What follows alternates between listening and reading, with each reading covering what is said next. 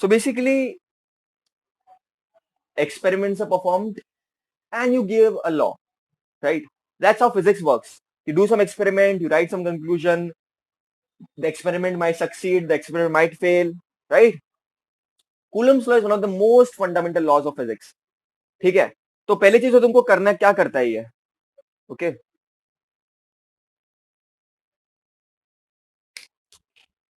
It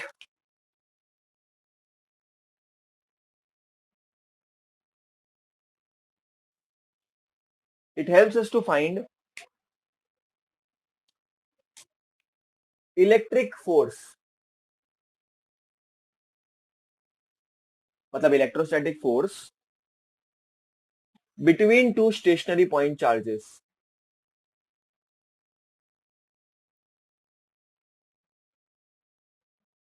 between two stationary point charges.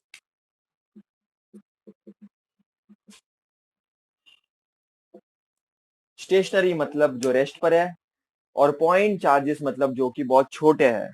कैसे छोटे हैं बताऊंगा, डोंट वरी. तो ये लॉ क्या बोलता है, बहुत सिंपल है बच्चों, कुछ बड़ी बात नहीं है इसमें. ये एक चार्ज है, ठीक है, लेट्स से Q1, ठीक है, पॉजिटिव चार्ज का है लेट्स से. और एक चार्ज है, let's say Q2, positive charge का है. Like charges ripple each other, unlike charges attract each other. तो दोनों भी लाइक चार्जेस है, पॉजिटिव पॉजिटिव रिपल करेंगे, रिपल करेंगे, रिपल करेंगे, रिपल करेंगे, रिपल करेंगे. ये इसको इधर धकेलेगा, ठीक है, ये इसको इधर ढकलेगा, और ये इसको इधर ढकलेगा. So there is a notation बच्चों, this object will get a force from this object. Repulsion करेगा ना. अरे बाबा, दोनों भी कैसे है बच्चों, लाइक चार्जेस है, पॉजिटिव पॉजिटिव, तो they to repel each other. So ये वाला चार्ज को ये वाला चार्ज इधर पुश करेगा, फोर्स लगाएगा. तो मैं क्या लिखूंगा बच्चों, यहां पर फोर्स लग रहा है, force is acting on the first object, force is acting on the first object by the second object. ये है फोर्स. और यहां पर क्या होगा, यहां पर मैंने क्या बोला, F12 क्या होता है, force on the first object due to second.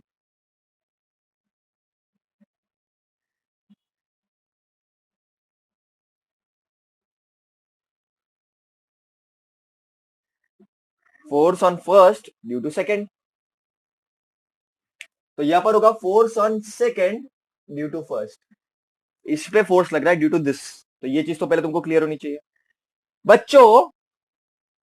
बच्चों, अब क्या होगा ना, इनके बीच में कोई डिस्टेंस होगा, लेट्स से डिस्टेंस आर है. आंखें मूंदे तू जाने कैसे. तो ये है बेटा एक ऑब्जेक्ट, ये ऑब्जेक्ट चार्ज ऑब्जेक्ट है, ये पॉजिटिव चार्ज पॉजिटिव चार्ज, इनके बीच में डिस्टेंस आर है, ठीक है. और हमने ये भी देख लिया कैसे फोर्स क्या लग रहा है, रिपल हो रहा है दोनों एक दूसरे से, ठीक है. अब बच्चों याद रखना, force on first due to second का magnitude is equal to force on second due to first का magnitude, that is equal to F. इसका मतलब क्या होता है, जितना फोर्स ये इस पे लगा रहा है उतना ही फोर्स ये इस पे लगा रहा है. Forces are equal in magnitude बच्चों, याद रखना, but they are opposite in direction. अगर मैं इसको ऐसे लिख लू तो चलेगा, माइनस, चलो इसको लिख देता हूं minus. Forces are equal in magnitude but opposite in direction. याद रहेगा कि नहीं बेटा, ये वाली बात अपोजिट है ना. अरे बाबा अपोजिट है ना, ये ऐसे ये ऐसे, बराबर के नहीं. दैट्स हाउ इट वर्क्स बच्चों. कूलम ने एक्सपेरिमेंट्स किए, कूलम परफॉर्म्ड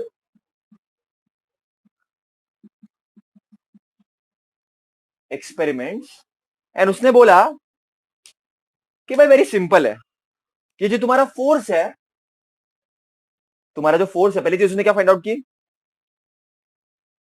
जो फोर्स है that is directly proportional to product of the charges.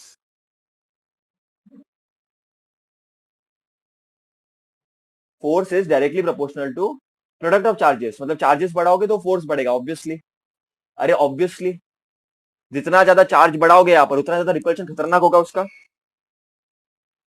And that same force is inversely proportional to the square of distance. अभी समझो इन दोनों में कुछ डिस्टेंस है, लेट्स से आर, तो कुछ फोर्स लग रहा है। अब मैं इसको इधर मूव करा दूं, इसको मैं इधर मूव करा, डिस्टेंस बढ़ जाएगा। अगर डिस्टेंस बढ़ेगा बच्चों तो फोर्स कम होगा ना। अरे बाबा, तुम मेरे पास रहोगे तो ज्यादा मैं तुम लोगों को बता पाऊंगा, दूर हो तो ज्यादा बता नहीं पाऊंगा। नजदीक में हो तो ज्यादा रिपल्शन फोर्स होगा ना बच्चों, बराबर के नहीं। तो जितना दूर लेके जाओगे इसको फोर्स कम होता जाएगा, इसका मतलब होता है इनवर्स प्रोपोर्शन।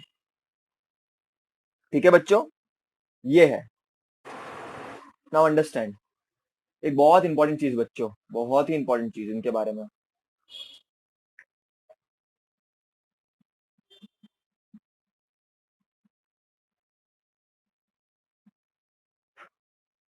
दिख रहा है ना तुम लोगों को, F X only along the line joining,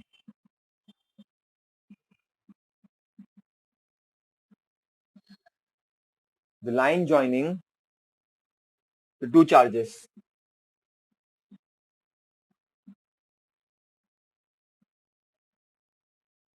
मतलब is a central force, it is a central force.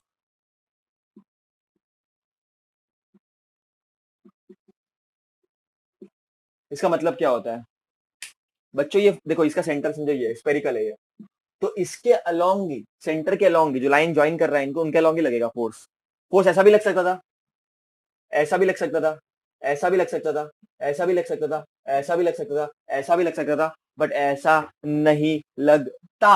Very important, it is only acting along the line joining the centres. ठीक है, कैसा भी लग सकता था, फोर्स लगा इधर पे तो ड्रम चला गया, ऐसा ऐसा नहीं। It is only for line joining the centres, Coulomb's law के लिए। ठीक है, एक चार्ज है Q1, चार्ज है Q2, दोनों के बीच में डिस्टेंस आर है, जैसे सेंटर के बीच में डिस्टेंस आर है, स्पेरिकल है तो उसके सेंटर से हम डिस्टेंस लेते हैं, तो आर है वो। तो बेसिकली क्या बोला था मैंने, F is directly proportional to product of the charges, equation number 1, and F is inversely proportional to square of distance between, इसको बोलते हैं हम इनवर्स स्क्वायर लॉ, इसको हम बोलते हैं इनवर्स स्क्वायर लॉ। इसका मतलब होता है इनवर्स मतलब नीचे, स्क्वायर मतलब स्क्वायर, और लॉ मतलब ये पर्टिकुलर जो एक्सप्रेशन है उसका इनवर्स स्क्वायर लॉ बोलते हैं।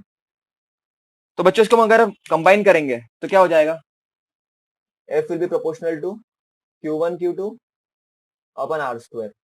इनको मैंने कंबाइन कर दिया दोनों को भी, from equation 1 and 2।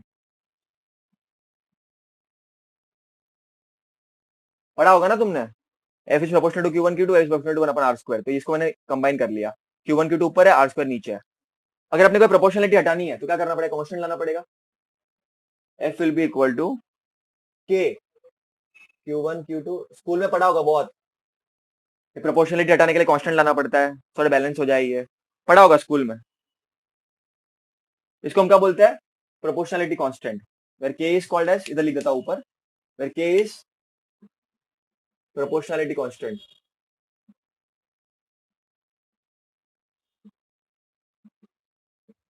Proportionality constant, ठीक है, इलेक्ट्रोस्टैटिक फोर्स कांस्टेंट या प्रोपोर्शनलिटी कांस्टेंट फॉर फोर्स।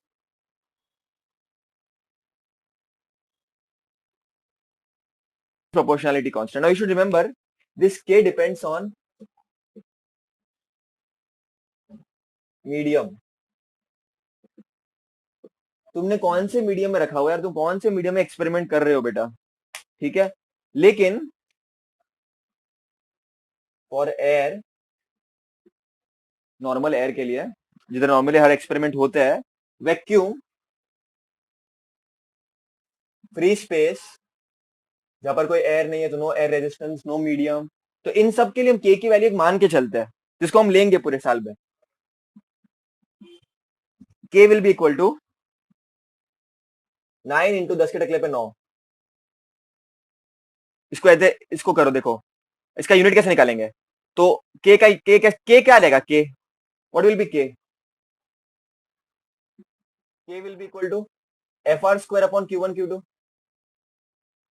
रट्टा मारने की जरूरत नहीं पड़ेगी तुमको, देखो के क्या होगा, F R square upon Q one Q two. F का कितना होता है, न्यूटन। आर का डिस्टेंस है तो metre square upon coulomb into coulomb, coulomb square. तो newton metre square upon coulomb square. ये के का यूनिट हो गया। Value for air, vacuum, free space, जहां पर कोई एयर नहीं है, वैक्यूम इज जहां पर कोई मीडियम वगैरह नहीं है, एटमॉस्फेयर नहीं है। ठीक है,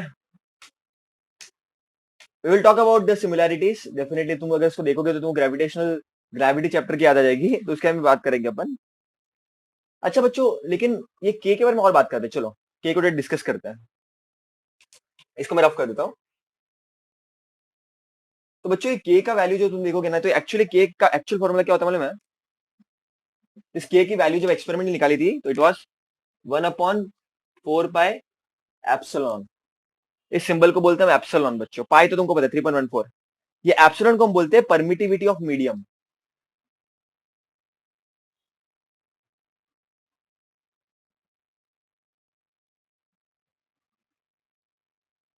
इसको हम बोलते हैं एप्सिलॉन को परमिटिविटी ऑफ अ मीडियम। याद रखना बेटा, epsilon is called permittivity of a medium. और के को अगर मैं बोलूं इन अ फ्री स्पेस, कोई मीडियम नहीं है, वैक्यूम है, तो ये मीडियम के लिए हो गया।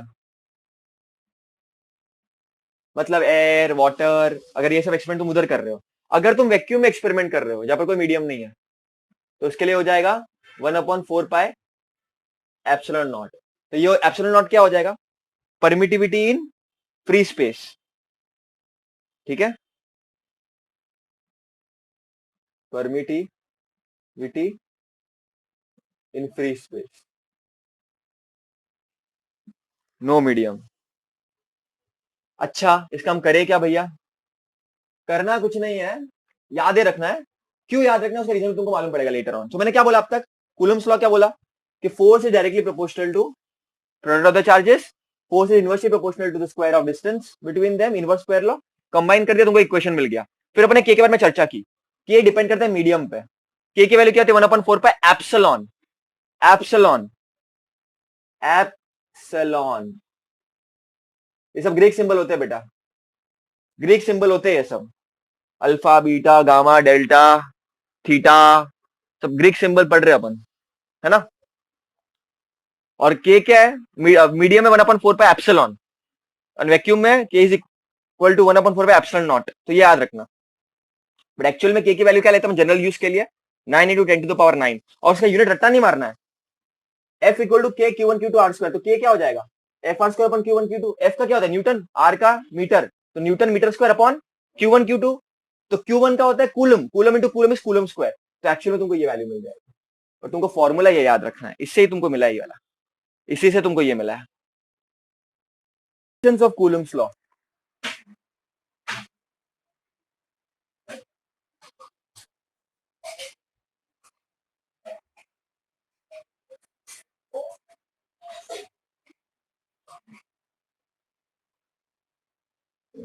लिमिटेशन क्या कूलम्स लॉ है, पहली बात इज एप्लीकेबल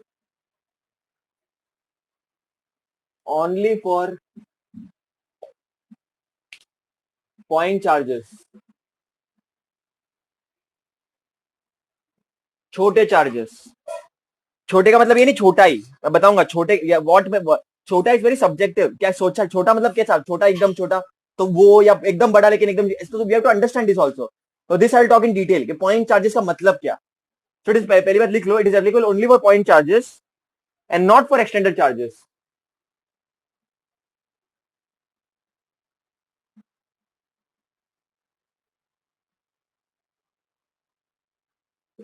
एक्सटेंडेड चार्जेस के लिए एक और लॉ आएगा, आगे तुम पढ़ोगे।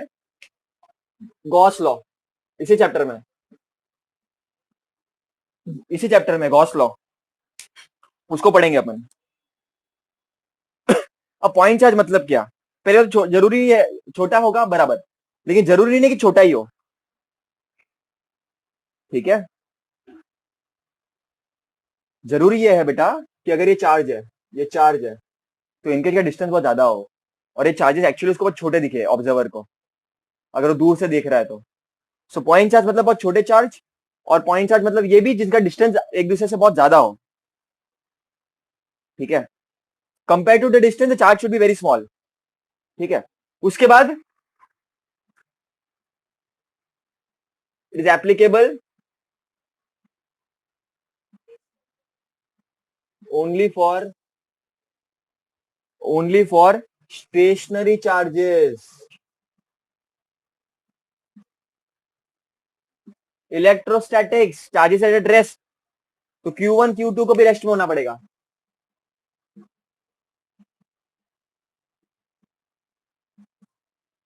भैया Q1 Q2 मोशन में हुए तो नहीं चलेगा।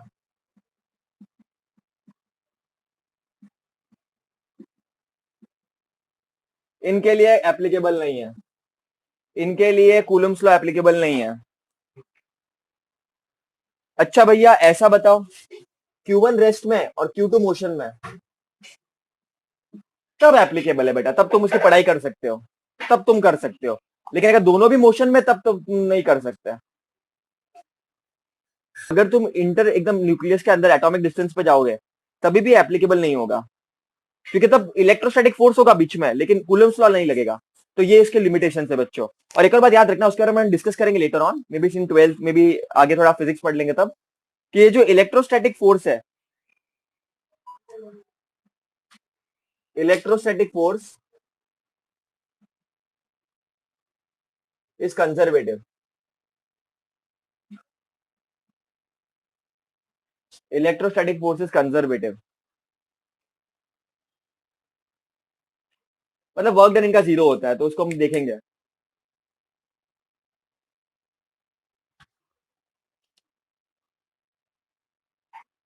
Coulomb's law, universal law of gravitation.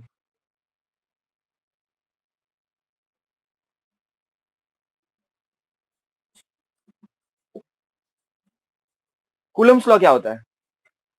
Q1 charge है, ये Q2 चार्ज है, डिस्टेंस दोनों के बीच में आर है, तो F will be equal to K Q1 Q2 by R square. ये एक मास है M1, ये एक मास है M2, distance between them is R, तो F will be equal to G M1 M2 by R square. तो तुम इनका देखोगे ना, फॉर्म दोनों सेम है, अगर मास के बदले चार्ज है, इंट्रिंसिक प्रॉपर्टीज बाकी सब तुमको देखोगे तो एक तरह से देखा जाएगा तुमको। तो सिमिलरिटी क्या है? सिमिलरिटी क्या है? पहला सिमिलरिटी, आर स्क्वायर, मतलब क्या? मतलब क्या? Both obey inverse square law, इधर भी आर स्क्वायर, इधर भी R square, both obey inverse square law. दूसरा, बोथ आर सेंट्रल फोर्स,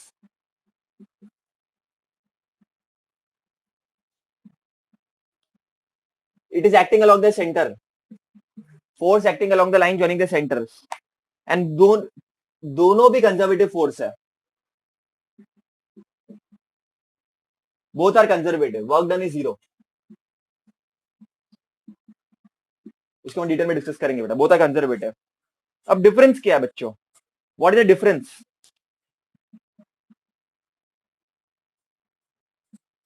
बच्चों तुमको बेसिक समझना पड़ेगा। आप चार्जेस कैसे होते हैं बेटा? अट्रैक्टिव भी होते हैं, रिपल्सिव भी होते हैं। सो इलेक्ट्रोस्टैटिक फोर्स अट्रैक्टिव भी होते हैं, रिपल्सिव भी होते हैं। एफ ई मतलब इलेक्ट्रोस्टैटिक फोर्स जो इन दोनों के बीच में है। एफ जी ग्रेविटेशनल फोर्स हमेशा कैसा होता है बेटा? अट्रैक्टिव होता है। कभी तुमने सुना है टेंथ में रिपल्शन कर रहा है? It is always attractive. It is always attractive, always always always attractive. बच्चों इसका देखो अब, के और G, this G is universal constant, this G is universal constant. इसका वैल्यू हमेशा 6.67 इंटू 10 के टकले पे -11 newton metre square per K G square ही होगा। लेकिन ये के मीडियम के साथ बदलेगा, इसका के मीडियम के साथ बदलेगा। एयर के लिए हम मान के चलते हैं 9 इंटू 10 के टकले पे 9 रहेगा, ऐसा मान के चलते हैं, लेकिन बदलेगा बेटा मीडियम के साथ। लेकिन ये जी फिक्स्ड है, रख दिए एक बार, कैवेंडिश ने डिस्कवर कर दिया, बस अब फिक्स है, इट डजंट चेंज। जुपिटर में जाओ, मार्स में जाओ, किधर भी जाओ, नहीं चेंज होगा। तीसरा बच्चों याद रखना, electrostatic force is always greater than gravitational force, electrostatic force is always greater than gravitational force. Okay, you have electrostatic force, you have gravitational force, इनको डिवाइड कर लो, K Q1 Q2 by R square divide by, let's say G M1 M2 by R square. एक काम करो, Q1 and Q2 को equal charge ले लो, दोनों same charge है, तो क्या हो जाएगा, Q into Q Q square, और दोनों मास सेम है तो M स्क्वायर हो जाएगा। अब डिवाइड करोगे तो कैसे हो जाएगा, ऊपर चला जाएगा ये R square upon G M M square, ये गया Q R square upon M square.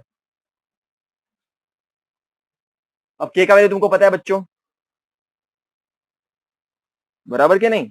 और लेट्स से हम इलेक्ट्रॉन की बात करते हैं, दो इलेक्ट्रॉन्स की बात कर रहे हैं, तो के क्या आएगा 9 इंटू 10⁻9। चलो, इलेक्ट्रॉन का चार्ज कितना होता है, 1.6 इंटू 10 के टकले -19।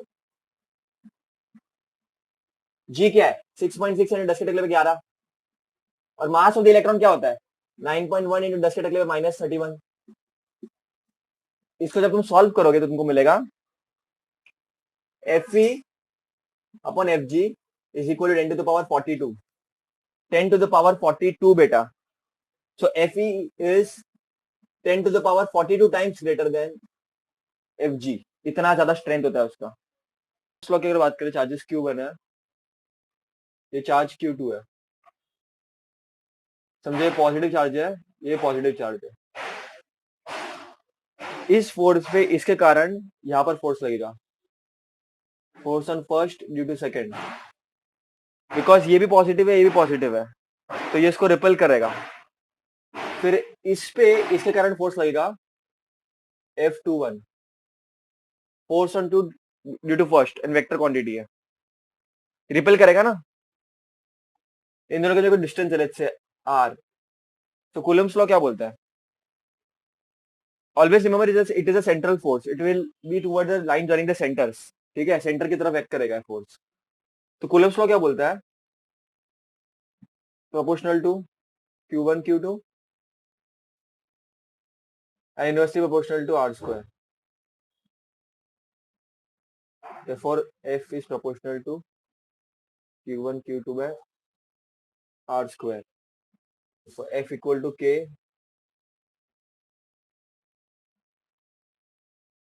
K is permittivity, and इसकी वैल्यू कितनी लेते हैं अपन, 9 into 10 to the power 9 newton metre square पर कूलम स्क्वायर,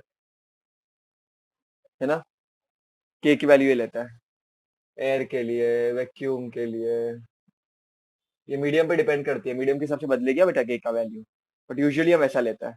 उसका यूनिट कैसे आता है, न्यूटन मीटर स्क्वायर पर coulomb square, coulomb square is coulomb square, तो अपन ने यूनिट भी लास्ट टाइम डिस्कस किया था कैसे आता है। अच्छा, खासियत क्या है, ये एप्लीकेबल है पॉइंट चार्जेस के लिए, छोटे चार्जेस के लिए। ये स्पीयर बहुत बड़ा है लेकिन डिस्टेंस भी फिर बहुत बड़ा होना चाहिए, तभी वो पॉइंट चार्जेस होंगे एक दूसरे के लिए, समझ रहे हो, तभी भी वो एप्लीकेबल है। एकदम इंटर एटॉमिक डिस्टेंसेस के लिए एप्लीकेबल नहीं है ये, ठीक है। तो एक कूलम्स लॉ बेसिक था एकदम, F equal to k Q1 Q2 R square.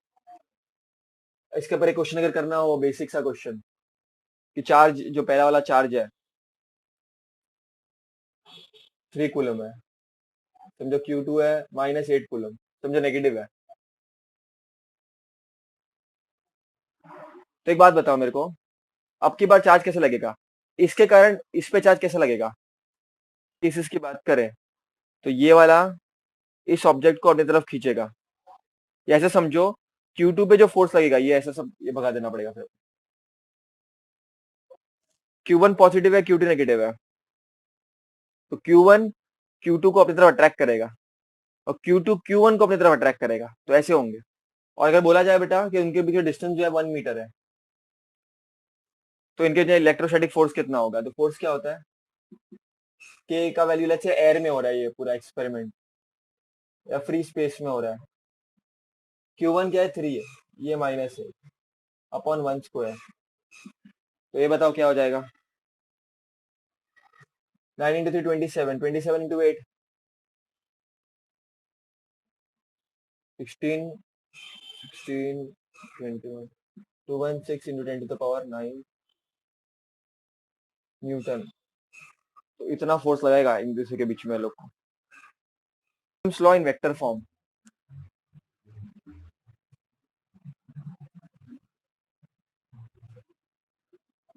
Vectors का बहुत इंपॉर्टेंट, मेरे पास फ्री फिजिक्स में वेक्टर बहुत काम आएगा। ये एक चार्ज है Q1, ये एक चार्ज है Q2, इन दोनों के बीच का डिस्टेंस है R। पहले कुछ कुछ बेसिक ऐसी बात करते हैं, पॉजिटिव है समझो, ये भी पॉजिटिव है, कुछ बेसिक बातें की जाए बच्चों, इसके कारण इस चार्ज के कारण इस पे फोर्स लगेगा, दोनों पॉजिटिव है तो रिपल्सिव फोर्स लगेगा, तो इसके कारण ये वाला ऐसे मूव करेगा, force on first due to second, इस पे इसका फोर्स लगेगा तो रिपल करेगा, तो इसी कारण ऐसे चला जाएगा F21। ओके, अब मोटे मोटे तौर पे मुद्दा क्या है, समझो हम ऐसे ओरिजिन कंसिडर करें, ठीक है, और ऐसे हम माने कि भैया देखो ऐसा कोऑर्डिनेट एक्सिस कंसिडर कर दिया अपन, और ऐसा मान ले कि ये पोजीशन वेक्टर R1 पर है या R2 पर है, या R1 पर है या R2 पर है, तो बच्चों अब कूलम्स लॉ यूज करते हैं और वेक्टर लॉ यूज करते हैं। फोर्स ऑन 1 ड्यू टू 2 क्या होता है कूलम्स लॉ,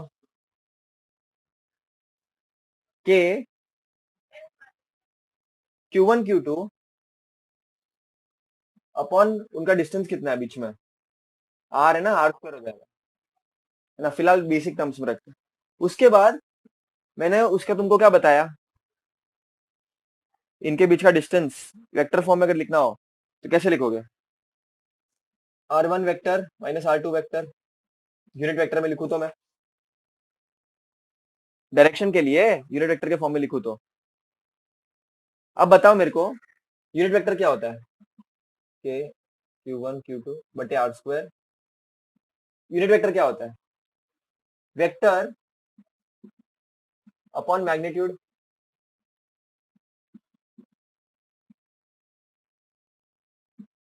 इतना क्लियर है, vector upon magnitude, unit vector क्यों लिखा है डायरेक्शन के लिए, भाई डायरेक्शन मुझे पता करना है, भाई क्या डायरेक्शन है इनका, किस डायरेक्शन में जाएंगे ये, मुझे वो पता करना था, तो मैंने क्या कर दिया, कुछ नहीं किया, के Q1 Q2 R square normal जो लिखता है फर्स्ट या सेकंड चार्ज, और फिर इसको मैंने यूनिट वेक्टर लिख दिया, यूनिट वेक्टर क्या होता है, vector upon magnitude.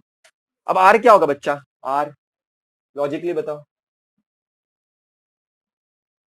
Actually R है क्या, ये R यही है ना, R1 R2 ये ना, तो R के बदले में R1 R2 लिख सकता हूँ, तो मॉड का स्क्वायर, अरे R यही है ना एक्चुअल में, R1 माइनस R2 उसका मैं मॉड ले सकता हूँ उसका वैल्यू। अब बताओ डिनोमिनेटर में क्या आ गया, R1 minus R2 the whole square into R1 into R2, तो ये कैसे हो जाएगा, देखो के Q1 Q2 R1 vector minus, एकदम कंफ्यूजिंग नहीं है, बच्चे लोग बहुत कंफ्यूजिंग तरीके से लिखते हैं, R1 minus R2 the mod का क्यूब, हो गया ये खत्म, दैट्स इट, इतना ही तो है। मैंने क्या किया, कुछ नहीं किया मैंने, सिंपल के Q1 Q2 R स्क्वायर जैसा लिखते थे, मैंने ये ऐड क्यों किया, why I add this, because मुझे वेक्टर फॉर्म में लिखना है, मुझे डायरेक्शन भी चाहिए, तो यूनिट वेक्टर मुझे डायरेक्शन देता है बेटा, जब भी मैं अटकता हूँ जीवन में मुझे यूनिट वेक्टर डायरेक्शन देता है, उसका एक में वो लक्ष्य यही है कि वो तुमको डायरेक्शन दे। अच्छा भैया R1 माइनस R2 लिखा, R2 माइनस R1 क्यों नहीं लिखा, बेटा लिख सकते हैं, अगर मैं इस फोर्स की बात करूं तो F21 की, अगर F21 की बात करूं मैं, तो मैं R2 माइनस R1 लिखूंगा, बराबर। इस केसेस में R1 माइनस R2 हो गया, क्योंकि वैसे डायरेक्शन कंसिडर कर रहा हूं मैं। उसके बाद मैंने क्या किया, वेक्टर अपॉन मैग्नीट्यूड लिया, बस। उसके बाद क्या आ गया, R क्या था मेरा, इस केस में मॉड R1 माइनस R2 था, यही डिस्टेंस ही तो था इनका। तो R के बदले मैंने R1 माइनस R2 लिख दिया, और ये स्क्वायर था ना, तो ये दोनों मल्टीप्लाई होकर क्यूब हो गया, यही तो था। ड्यू टू इज के Q1 Q2 R square, R1 vector minus R2 vector unit vector के फॉर्म में लिखा, वेक्टर अपॉन मैग्नीट्यूड। और 2 ड्यू टू 1 क्या हो जाएगा, R2 minus R1, R2 minus R1। तो R1 minus R2, R2 minus R1, अभी रट्टा नहीं मारने का, इसको समझने का। 1 ऑन 2 इज दिस वे, इस पोजीशन में है, तो ये अलग पोजीशन पे होगा, तो ये थोड़ा सा दिमाग लगाने का अपने आप ही तुम लोग। Force on a charge Q1 20 microcoulomb due to charge Q2।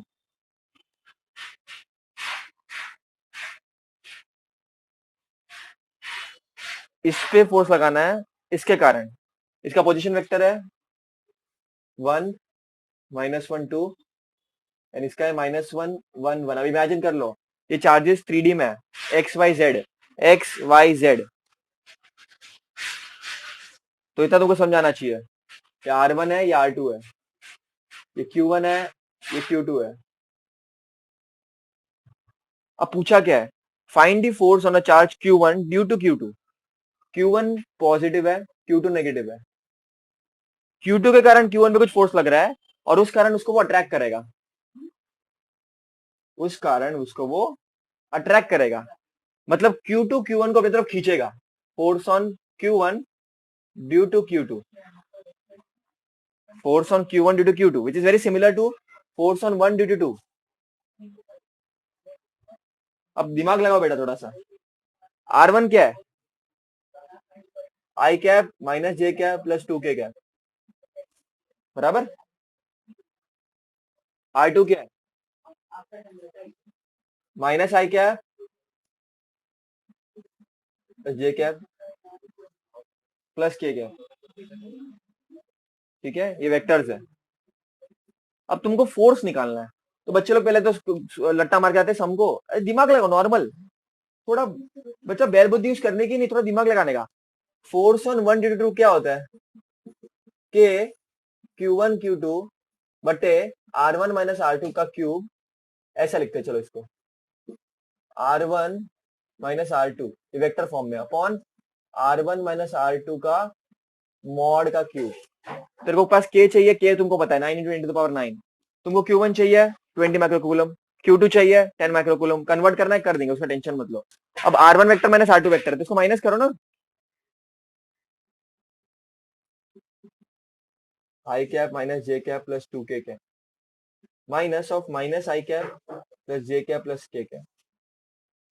अब बताओ क्या हो जाएगा ये, what will this look like. Minus है तो साइन सबके बदल देगा ना ये, देखो I cap minus J cap plus 2k cap. अब ये माइनस है तो प्लस हो जाएगा, तो प्लस आई कैप, ये प्लस है तो माइनस हो जाएगा, ये प्लस है तो माइनस हो जाएगा, है ना। I cap plus I cap 2 I cap, minus J minus 2j, plus minus minus तो माइनस k कैप। तो ये आ गया तुम्हारा R1 माइनस R2 का वेक्टर का ये आंसर आ गया, ठीक है। अब तुमको ये नहीं, ये वेक्टर तो तुमको मिल गया, वेरी गुड। तुमको मॉड भी चाहिए, मॉड का क्यूब उसको देखेंगे बाद में, पहले मॉड तो निकाल दो, इसका मॉड निकालो। R1 माइनस R2 का मॉड, इसको इधर लिख देता हूं मैं, 2 स्क्वायर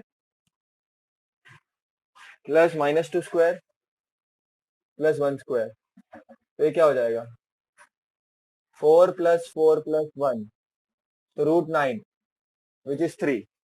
तो ये आंसर इसका आ गया बट 3, R1 माइनस R2 का मॉड का वैल्यू पुट कर दो अभी।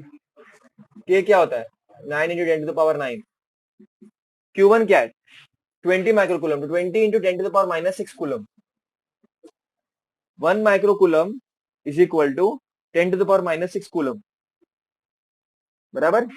अब Q2 क्या होगा, इंटू Q2 क्या होगा? -10 कूलम। ठीक है, तो उसको माइनस तुमको पता ही रखना है यार, ये होगा ही माइनस, माइनस ही लिख दो।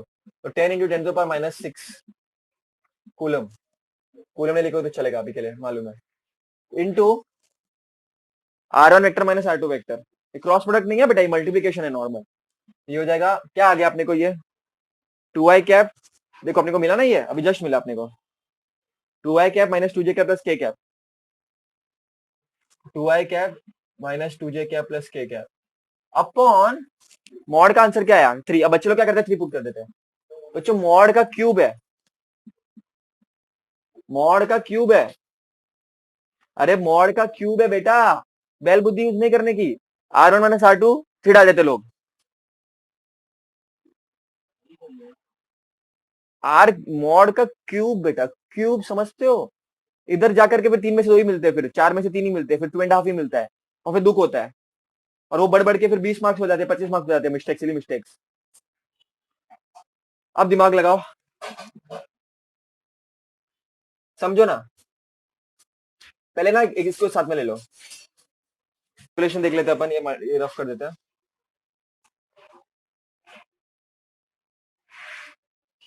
ये क्या हो जाएगा? देखो पावर्स को देखो पहले। 10⁻9 माइनस तो -3, तो 10⁻−9 आ जाएगा आई थिंक सो यार। क्या आ जाएगा? नहीं, 10⁻9 है और 10⁻−6 तो 10⁻−12 है। तो 10⁻−3 तो आ ही रहा है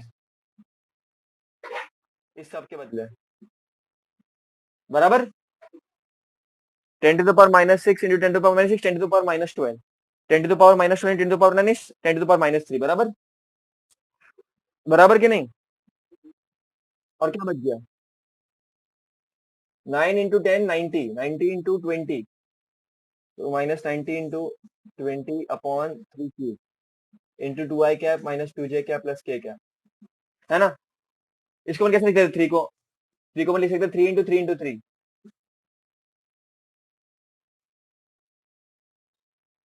1 जा 30 जा 1 जा